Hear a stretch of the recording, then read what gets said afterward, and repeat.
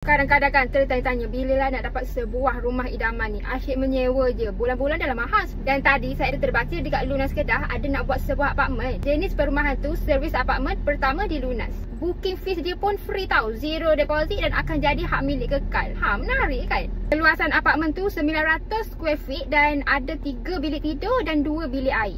Facilities dia pun banyak tau. Contohnya kolam renang, track jogging, outdoor event hall, dewan serbaguna, gym, surau, taman permainan kanak-kanak, sauna dan tempat BBQ pun ada tau. Sesuai untuk yang dah berkeluarga ataupun yang single. Lepas tu dia berdekatan dengan BKE Highway, Kulim Heritage, Hospital Kulim, KHTP Sport Complex dan Politeknik Tuanku Sultan Bahiyah.